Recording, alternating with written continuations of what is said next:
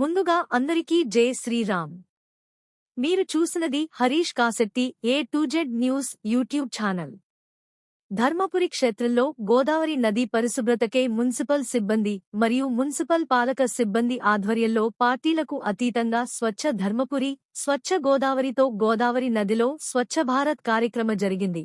అట్టి కార్యక్రమానికి పార్టీలకు అతీతంగా మా భారతీయ జనతా పార్టీ తరపున పాల్గొనడం జరిగింది. ఈ సందర్భంగా ధర్మపురి బీజేపీ పట్టణ అధ్యక్షులు గాజు భాస్కర్ గారి ఆధ్వర్యంలో ధర్మపురి గోదావరి నది ఆపరిశుభ్రత గురించి గౌరవనీయులు ధర్మపురి శాసనసభ్యులు తెలంగాణ సాంఘిక సంక్షేమ శాఖ మంత్రివర్యులు అడ్లూరి లక్ష్మణ్ కుమార్ గారికి మరియు ధర్మపురి మున్సిపల్ కమిషనర్ గారికి వినతి పత్రం ఇవ్వడం జరిగింది.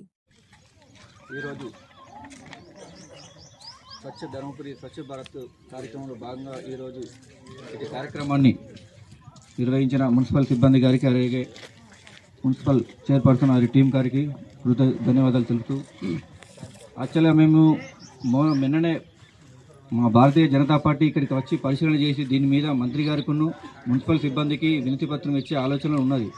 సో కాబట్టి ముందే మీరు ఈ కార్యక్రమం చేసి చాలా సంతోషం.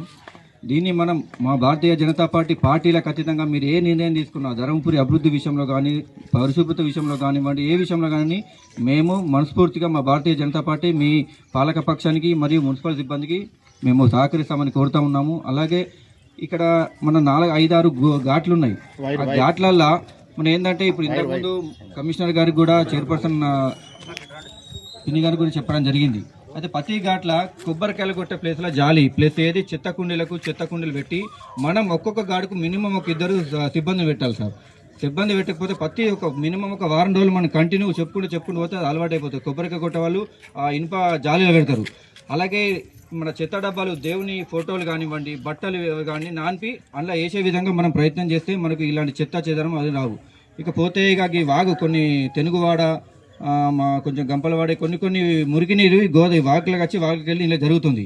సో కాబట్టి ఇది చిన్న విషయం కాదు, పెద్ద విషయం. దాన్ని మీరు మీ పాలకవర్గం కానీ మీరు కానీ మంత్రి గారి దృష్టికి తీసుకువెళ్ళి దాన్ని శాశ్వత పరిష్కారం చేసే విధంగా చూడాలని, అలాగే ఈ తలాపన గోదావరి పెట్టుకొని మనం ఎక్కడి నుంచో వాటర్ కోసం చూస్తున్నాం. ఇది కూడా రామన్న గారు నాగలక్ష్మి చైర్పర్సన్ గారు మీరు కూడా మంత్రి గారి దృష్టికి మనకు 2 పూటల నీళ్లు మన గోదావరి మనకు ధర్మపురికి వచ్చే విధంగా చూడాలని కోరుతా ఉన్నాము. జై శ్రీరామ్. ఇట్టి అవకాశం కల్పించిన మున్సిపల్ గారికి పాలక సిబ్బంది గారికి ధన్యవాదాలు. కోతూరు అక్కడనే బొక్కలు బూరు అంతా ఇక్కడ గోదావరి పారిపోతురు. సో దయచేసి సార్ దీని గురించి కూడా ఒక సపరేట్గా షెల్టర్ అంటే ఒక రూమా లేకుంటే ఒక ప్లేసా అనేది కేటాయించగలిగి కోరుతున్నాం. కేటాయించిన కూడా అంటే సారీ మన అది కోతూరు తలకాయలు బూరు బొక్కలు అన్నీ అక్కడి నుంచి పెట్టిపోతారు. కొంచెం చాలా ఇబ్బంది అవుతుంది. ఇది బాగా ఇంపార్టెంట్